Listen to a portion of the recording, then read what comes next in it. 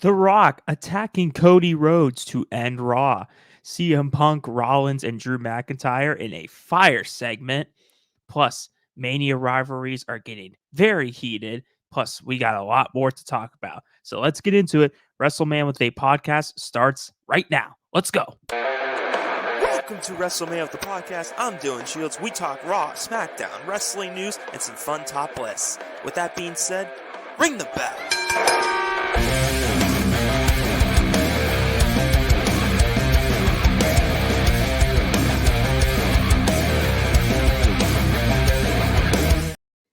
How are we doing, everybody? So it's a bit brighter out here than usual here. That is because I am pre-recording this episode here. Um, it's around, I think, like what time is it? 1:15. I think I'm gonna continue to do that because I noticed in the streams not a lot of you watch it. It seems like you guys just like to watch it afterwards when it comes out. So I think that might be the way to go here for this podcast. Um, yeah, and it's been a crazy few shows of SmackDown and Raw. Like everything's just heating up on the road to WrestleMania. And yeah, like I said, can't ask for any better time to start this podcast. But like I said, I think I'm going to go with this pre-recorded route. I think it's the better way to go here. All right, let's get this PowerPoint going. And this banner too. Almost forgot. Like I said, the banner shows the topics for today, what we'll talk about, plus all the platforms. Don't forget about if you want to ask any questions, email me in my Gmail account, and definitely check out my website because that's very cool and you'll get the full information of how this exactly goes. Alrighty, here. Let's start with layeth the back talk here.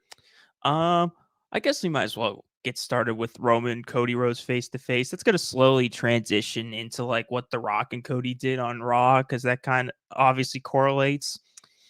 But yeah, I mean, it was a pretty good face to face segment. I know a lot of fans were saying that something was missing throughout the segment, and to me, it's like it's the elephant in the room, and it's a big one. It's called that The Rock wasn't there. That was the thing missing that all the fans said because The Rock's character has been so intriguing throughout this Mania build that when he's not there, you can just tell. You could tell. I mean, The Rock overshadows everybody because he's The Rock.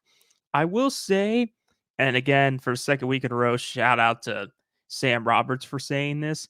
They did spend a little bit too much time talking about like, oh, um, can you trust? Because Cody tells Roman like, can you trust The Rock?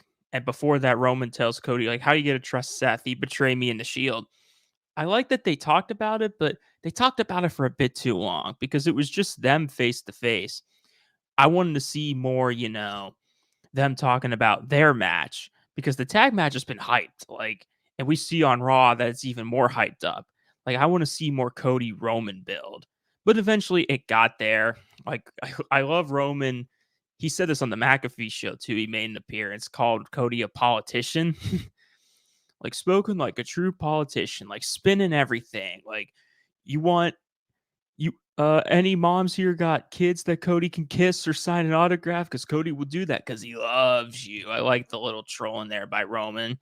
And then Cody with a cool line of saying like because Roman mentions like I'm always number one forever, which I really like that line from Roman. Then Cody said, I am like you're not number one, I am the one, or something along those lines, which is a cool line. And then Cody went to shake Roman's hand, kind of flashback to last year when Roman offered Cody his handshake, which is pretty cool. Roman declined it, and then he snapped his fingers. I cannot snap, so I'm not even gonna try to do it. But he snapped his fingers, and then Jimmy and Solo came out, but they didn't enter the ring. Like I thought at first they might attack Cody, but they never did, which was very interesting. So, and then they just stood next to Roman, but then Cody had a little bit of a grin on his face, and then out from the crowd came Jey Uso and Seth Rollins, and that was my favorite part of the segment. And everyone's talking. I've mentioned it for the past few weeks about this end game stuff. Um, yeah, like the end game when all of Roman's past like enemies that he's beaten comes back to haunt him. Seems like we got a little bit of a teaser from that, and I enjoyed that a lot. And Roman's face, like his facial expressions are perfect, like kind of planting those seeds of doubt. And I hope we get like a big version of that on their night 2 match because that would just be an incredible moment. So yeah, good face to face segment there, but it didn't set the world on fire like whatever The Rock did, and we'll talk about what he did on Raw.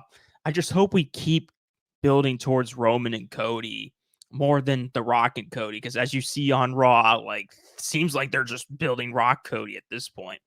But the rest of SmackDown, Santos defeated Rey Mysterio. Dominic helped him out. He costed Rey the match, which was very interesting. I mean, I don't know if we're gonna get like a tag match involving LWO, Legado del Fantasma, and a Dominic involved, or if we're just gonna do Dominic Ray too, because they have. I know Ray was injured for a lot of this year, but like they have not built this like they did last year, so it would be kind of random if it's just Dominic Ray. Like we're less than 2 weeks away from Mania, so I'm thinking it's gonna be more of a tag match, and I'm happy for Dominic because the guy had nothing for WrestleMania, and it was a little frustrating. He's like the hottest heel in the company. He can't even get a freaking word out because the fans boo him out the building, and yet he had no like major plans. So I'm happy at least they're doing something for Dominic because, yeah, they needed to. How could you leave him out the card like that? Tag team qualifiers: Street Profits defeated the AOP, and then Theory and Grayson Waller defeated the OC. Kind of predictable. I think they face each other next week. I don't know who's gonna win. I'd be surprised if the Street Profits aren't in this for WrestleMania, but at the same time, like Theory and Waller, like how can you leave them out? So maybe I don't know, AOP costs them or something. I don't exactly know, but I'm pulling for the Street Profits. Um, Io Sky defeating Naomi, and then at the end, Bianca came out to help. I like that she didn't like Bianca came out to she's not gonna help out Bailey, but she helps out Naomi because Naomi's like her true friend. But then Damage Control ended up beating her up in the end. It's kind of disappointing that Naomi came back at the Rumble and just has lost like almost every match since. It's just kind of odd. I hope it leads to Bianca and Naomi possibly winning the tag titles at WrestleMania, but still, just odd booking choice. And a personal favorite moment of mine from the night is LA Knight going to Styles' house and invading it. It was so funny. They were interviewing Styles, which, by the way, if you don't see the picture, for those who are just listening on Spotify, it's a picture of Styles. Like it shows him sleeveless. Like he is fucking jacked, man. He is unbelievable. I don't know what stuff he's on, but I'm jealous. But anyway, they were like interviewing him, and then LA Knight was like honking the horn, which was just incredible. He was like, "I'll come." I forgot what he exactly said, but it was funny. And then they brawled out, and then the cops came, and it was just so funny and amazing. The funny thing with me is usually like in the real world, if you get arrested, like you're not allowed to talk, or else it'll be used against you in court. These cops just let LA Knight talk all he wanted and just didn't say anything. Like it was just hilarious. I think Styles' wife came out to console him too. Just amazing stuff. And I love that because say like the bloodline stuff and the damage control stuff takes a lot of TV time. I like that they're thinking outside the box a little bit for these like not filler matches, but these other rivalries. So I like that Styles and Knight are doing that. It kind of reminded me of when Triple H invaded Orton's house in 2009, and a lot of house, it was a fake house, but a lot of people were like, "Oh yeah, like LA Knight got he got advice from Triple H right there because he did that in the past." It's got kind of like the theme of this is like a lot of Attitude Era or even Ruthless Aggression era like segments because we haven't seen this a lot in recent years. And I like I said, out thinking outside the box. I like that these type of rivalries are getting intense. And I like overall most of the Mania feuds. Like, they truly feel like WrestleMania feuds. They feel like true rivalries and people that hate each other, and not just like manufactured stuff. It feels real. And Styles Night is definitely one of the most real rivalries. Even if it's like, I guess, a filler match, they've been doing a good job like heating up the rivalry, which has been awesome. And I can't wait for their match at WrestleMania. Let's get into Raw rundown, because this show was freaking stacked last night. And I missed like the first hour and a half because I was at like my frisbee team's practice. And I was pissed because the first like hour and a half contained of like Cody, Rock, and then the Punk segment. I was like, you got to be kidding me. But then at least I got to see the end of the show, which we will talk about. So at the beginning of Raw, Cody's cutting a promo, talking about like the whole Mania match and the face-to-face stuff. And Cody was a little more aggressive here last night than he was on SmackDown, which I like. He needs to be a little more fired up and aggressive. And Cody told Roman, like, even though I respect you, like, I still hate you. And I wish Cody would have just said that to him when they were face to face, get that segment a little more heated. But nonetheless, was still really good for Cody to say that. So basically, he's like about to say, like, he's going to defeat the final boss, Tribal Chief. And then The Rock, with a surprise appearance. I know there were rumors, but I didn't really pay attention to them yesterday. So I was shocked when I saw the news of, oh, The Rock came out. And it was incredible. I mean, obviously the entrance with his new theme, like, it's just incredible. He truly does feel like the final boss. And then in an interesting note, Rock did not get out the microphone, and then he held his hands behind his back, basically saying, Cody, like, no heat, no heat. I'm not going to hit you or anything.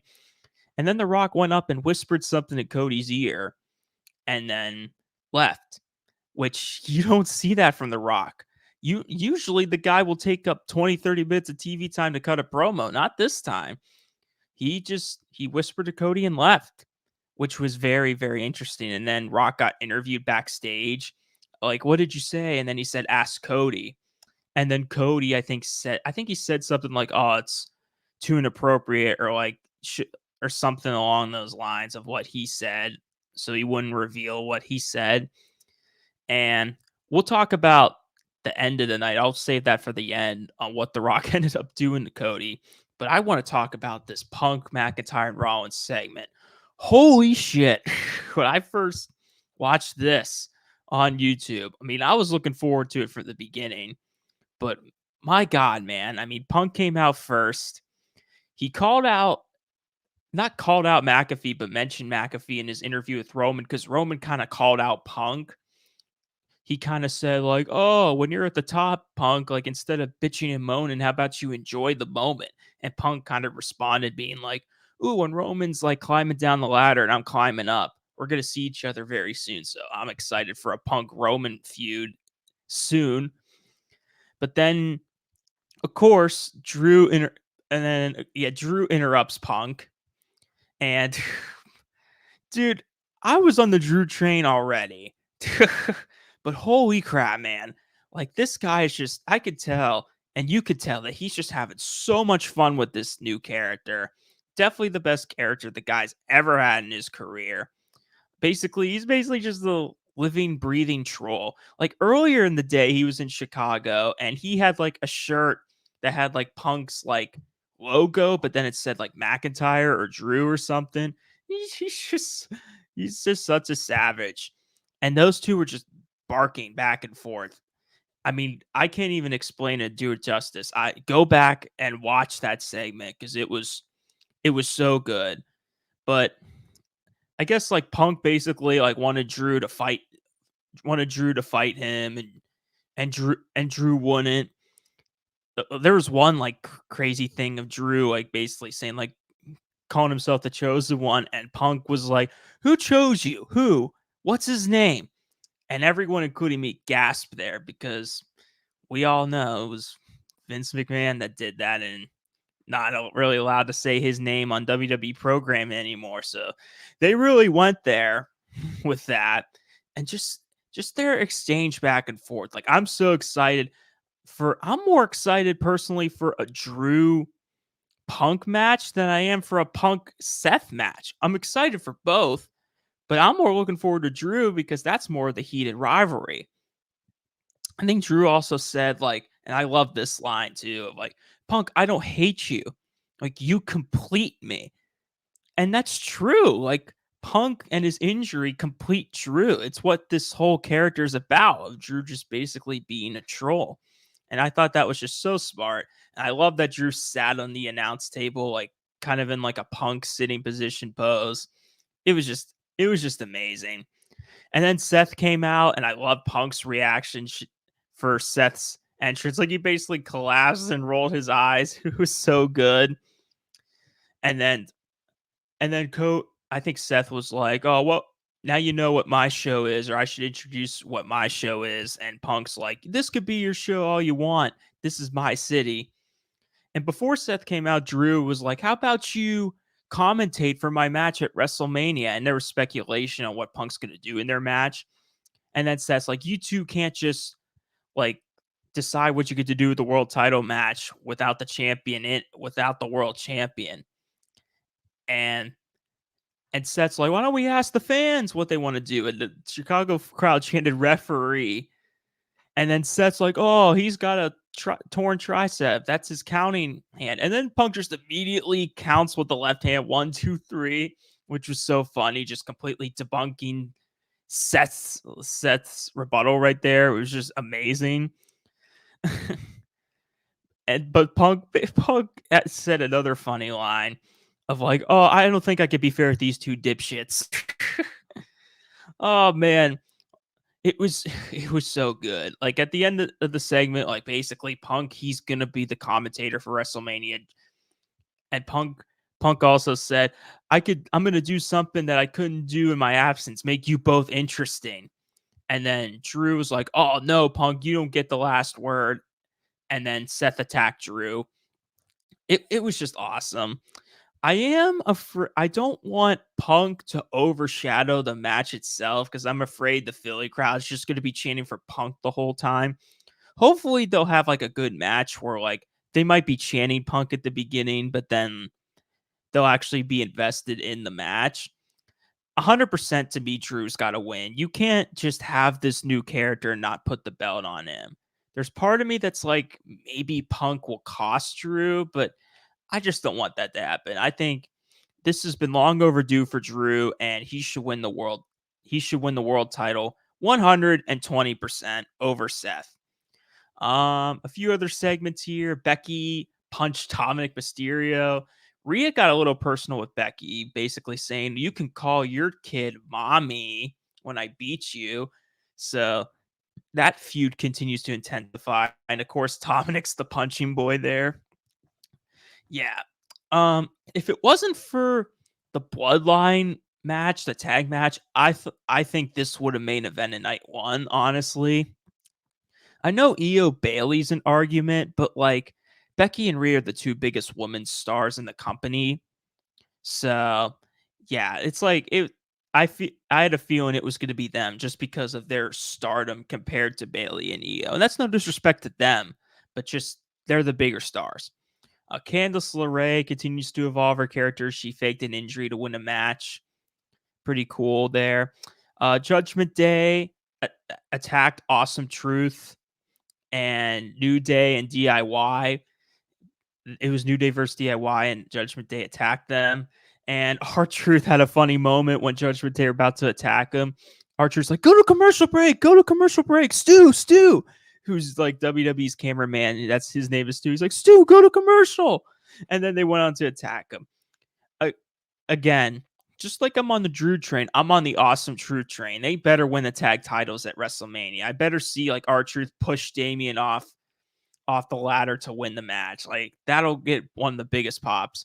Andrade defeated Giovanni Vinci, I think, in his debut, or not his debut, his return match. And I know him and the Judgment Day were teasing stuff. I don't know if he's going to join them or if he's going to be in the LWO stuff, but very interested to see what Andrade does. Probably after WrestleMania, we'll see what he's going to do, because I don't think he'll be at Mania.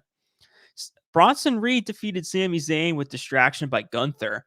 Again, what interests me the most, like last week, is the Gable Sammy segments. After the match, Gable kind of like offered to help Sammy, being like, you got to take a different approach if you want to beat Gunther because he's getting in your head. And Sammy kind of like took, kind of like acknowledged it. Like, yeah, I'll see if I'll take your advice. I like that they're keeping Gable in this, and I bet he might get involved in this match. He might. There's rumors or teasers of him maybe turning heel. I personally don't want that because I think the fans like him still, but like I wouldn't mind if he got a new serious character and that maybe pushes him up the card. But I like that they're still keeping him involved. Jey Uso defeating Nakamura before the match. I like that they did this. That Seth was like, "Yo, Jay, like I got a bad feeling about this because the bloodline's here." And I forgot to mention too that Drew and Paul Heyman, I think, had like a little backstage segment, which I love that we're just planting seeds. It seems like everything revolves in the world title scene for the men's around the bloodline, which I just love, like the interconnections of the stories. But Seth and Cody, when Jimmy and Solo came out, like helped out Jay, and then he defeated Nakamura. And then Cody was brawling with Jimmy in the back. They cut to that, and then Solo came out, and Cody was beating him up, and then The Rock came out, which I knew was coming when I saw it, and just beat the living hell out of Cody. And eventually, it went outside in the rain, and there was like a little moment. It kind of looked like a little bridge thing where Rock like held Cody and was choking him, and I thought that The Rock was going to throw him off of that, similar to what he did to Stone Cold back in like 99, I think. I thought we were going to get that. But still, like he ended up keeping his promise and bloodying Cody up. And then he had his weight belt and he was just so menacing. The shit talking that he did was absolutely incredible in this. I mean, it was. Like Rock said, like, oh, you think you've been through hard times, boy? Like the Rock will show you hard times. And then like he put the blood on Cody's belt and showed it to his mom and called her out. And he said a lot of curse words too. He even said the F bomb. Like that's what happens when you F with the final boss. Holy crap, man. I can't believe that we're getting this version of The Rock. And this isn't even Hollywood Rock or even corporate Rock. It's probably a combination of them both. But this is a vicious Rock. I don't know when's the last time we've seen The Rock this vicious before. If this keeps being like this good, this might be the best version of The Rock we've ever seen. We still got to see how the end game goes, but it is just incredible. And The Rock basically taunted the Chicago crowd like, oh, you didn't like it that I didn't say anything? Like, you little dipshits or something like that. Like, he was just, oh, it was just incredible. And this, I mean, we are just on the road to Mania, you could tell, with segments like that. And that's another like Attitude Era like segment that we just haven't seen in a while. And I appreciate that we're getting that again. Like one of the best Raws and one of the best endings to Raw in a long, long time. Just amazing stuff. Just like I said, the shit talking by Rock. I will say the criticism here is I almost feel like that should have been Roman doing this to Cody. Because, like I said, this feels like a Rock Cody feud. If you went to like a first time fan watching this that's just getting into this and maybe didn't tell them anything, they would think that this is the world, that Rock Cody is the world title match at Mania. And then you tell them, no, it's against Roman Reigns. They'd be like, wait, what? Like, he's never here. And yeah, and we'd be like, exactly. Like, it makes no sense because they're building more towards a Cody Rock one-on-one match, even though it's the tag match. And listen, I love the build. I'm not saying I hate it at all because it was amazing. But we need Roman to do something. Like, Roman's kind of been the least involved in this feud. And I hate to say it, but he kind of feels like an afterthought. And he's the freaking champion for 3.5 years. And if Cody's going to dethrone him, he needs to get the best, most vicious side of Roman Reigns. But it seems like they're giving that viciousness to The Rock. Like, I just had a feeling that should have been Roman doing that to Cody maybe last week or even tonight or something. There's still time. They're going to be, him and Rock are going to be on Raw next week. And I hope that Roman maybe kind of like has enough of Rock being like, listen, like, I respect you, but I'm still the final boss. I'm the tribal chief. You do what I say. So we can establish Roman as still like the upper echelon than The Rock. Like, The Rock's still doing what Roman says. Because it seems like The Rock's just doing his own thing, and he feels like he's just got a bigger aura to him and just a more fresh character than Roman. So that's why I just like, we need Roman to be vicious and do something. Because at the end of the day, it's not Cody Rock that's going to be on night 2. It's Cody Roman. And I get that Roman like argued like everything revolves around him, like all this Cody Rock stuff and Seth stuff. It's all about him and the title, which is true. But you're the champion and you need to do something. So, like I said, hopefully this next week on Raw and then maybe hopefully the WrestleMania SmackDown, hopefully we'll get Roman to actually do something and we'll start building Cody Roman a little bit more. But still, just an amazing segment. Like, if you got the time, I recommend watching the Cody Rock like segment and brawl at the very end, and then the Seth Drew Punk stuff. Just an amazing Raw.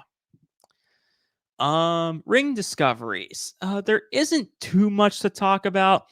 In AEW, Adam Copeland beat Christian Cage. He won the TNT title, which was just a cool moment in his hometown of Toronto.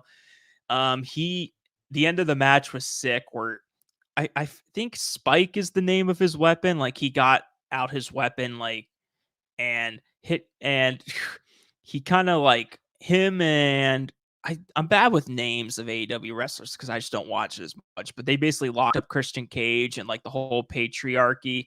Like, he locked up, uh, sorry, I'm bad with names, but yeah, basically he locked Christian Cage up. Like, he gave him like 4 low blows, which is just insane. And then he hit Christian right in the nuts with the spike weapon, which was incredible. And then he went to go bash him in the head, and Christian Cage quit. And I like the way that Christian Cage quit. It kind of made him look more like cowardly, more than like a typical submission way to end a match. I like that it was different.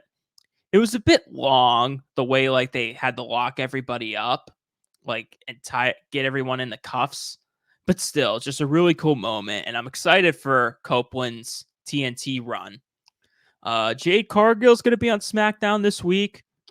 I don't know if she's going to have a WrestleMania match. Maybe they were teasing a Nia Jax WrestleMania match, possibly. But I hope we get her at WrestleMania. If not, maybe the Raw after or something. But good to finally see what direction she'll be in. SummerSlam is going to be in Cleveland. And of course, my presentation, for those who don't see it, says, I forgot the R in SummerSlam. Classic me right there. Brain fart. But that should be exciting. And depending on my affordability, because I'm broke at this point after WrestleMania, it's honestly a better drive than Philly is. And I know my friends want to go so bad. One of my friends is actually from around the Cleveland area. So that's pretty cool. And I bet you Logan Paul definitely kind of vouched for that. He definitely like wanted that to be in Cleveland. And I bet he'll be in whatever capacity he'll be in like a big time match. So very excited there. I like that they're doing these big shows in these different type of cities rather than the typical New York or LA or something. Fingers crossed, maybe Pittsburgh gets a big pay-per-view. I'm really hoping, but we'll see. And then the final thing is MJF's injury status. I think what they're saying, I know it's a shoulder injury, what they said. They're saying that MJF's definitely keeping it like a secret. Like, he hasn't been shown in public a lot. There hasn't been a lot said on when he's going to return. I think they said it's still going to be a long time. I like that they're keeping it under wraps. I still think he's with AEW. I don't think he's going anywhere, but I like that they're keeping it a secret. So eventually, even if it's a long time from now, when he returns, it's going to be a huge pop. So yeah, just not a lot of like ring discoveries, too much there. because basically we have like everything set in stone for WrestleMania, so there's not too many rumors there. But the final top 5 list here is favorite WrestleMania matches I've watched live. And like I've said last week, first WrestleMania was 32. so so it's from 32 on in terms of top 5 matches that I've watched. Number 5 is Charlotte versus Rhea Ripley from last year's WrestleMania. This one I came in with not a lot of expectations because the build for it wasn't that strong, and I think the crowd mostly knew that Rhea was going to win, but still they tore the house down. It was probably definitely the best women's match I've watched, probably the best women's match in WrestleMania history. I mean, I think the fact too that they didn't main event definitely made them get a chip on their shoulder and wanted to like prove them wrong that they should have main evented. And they made a case because it was incredible. So many like intense near falls, moments where you thought Charlotte was going to win, but then Rhea ends up winning. Just incredible. Number 4. This is more of a fun comedy match. And like I said last week about WrestleMania 38 being fun, this was my main reason why. Sami Zayn versus Johnny Knoxville from WrestleMania 38. I mean, it was definitely one of the most fun I've ever had in a match. I mean, like in that picture, like that big hand coming out, like the Jackass crew coming out, Wee Man attacking Sami Zayn, even body slamming him. There's so many weird weapons he used, like a bowling ball right to Sammy's right to Sammy's nuts. Like this is another one where explaining it can't do it justice. Just go back and watch it because it was just so much fun. And at the end with the mousetrap, even though it was a little bit botched at the end, was still like a cool moment and a really fun match overall. And definitely one of Sammy's best performances too. Number 3 is Kofi Mania. Kofi Kingston versus Daniel Bryan from WrestleMania 35. And this one was like an emotional one, especially for me. The build for this, although quick, was amazing. And the match itself was no doubt the best match at WrestleMania 35. While the crowd was actually still awake, just an amazing moment for him, for especially like the African American black community, the first full black WWE champion, which is just an amazing moment. And it was long overdue for Kofi, man, because they gave him a push back in like 2009, but it kind of got fizzed out a bit. So good for him to get this moment. Even if he's not at the top of the card anymore, he'll forever have this moment. Number 2 is the triple threat IC title match from last year's Mania. Sheamus versus Drew versus Gunther. I think I don't need to go over it much because I've talked about it, but if you got like a lot of slaps and chops and just brutality and stiffness in your matches, then this is it. I mean, it was just incredible. And a lot of, again, near falls. You didn't know who's going to win. And this is proven why Gunther's probably maybe the best Intercontinental Champion of all time. And number 1, I mean, most of you maybe saw this coming because I just love this match so much. It's Roman Reigns versus Cody Rhodes from last year's WrestleMania. Despite the finish, and at the time, this might have been nowhere near number 1. Now that we're getting the rematch, just the atmosphere for that match makes it for me. The entrances were iconic. Just Roman saying acknowledge me before the match, just the face off before it. Just the crowd was just so amped. I was so amped. And I hope we get that this year too, of an amped up crowd, because just the anticipation for this match, the 2 biggest stars in the company, was so good. And when a Roman match is right, when it's done right, when the challenger actually looks like a threat, I love Roman matches where it's like slow paced at first, but then it picks up and it's long, but it's good that it's long. And this is proof of that. So many moments where he thought Cody was going to do it. Owens and Zayn helping Cody out, almost won him the deal, but then Solo came out to cost him. And even though it was a disappointing moment, it was a shocking moment. It's you can kind of tie it into like the streak ending in terms of all-time shocking WrestleMania moments.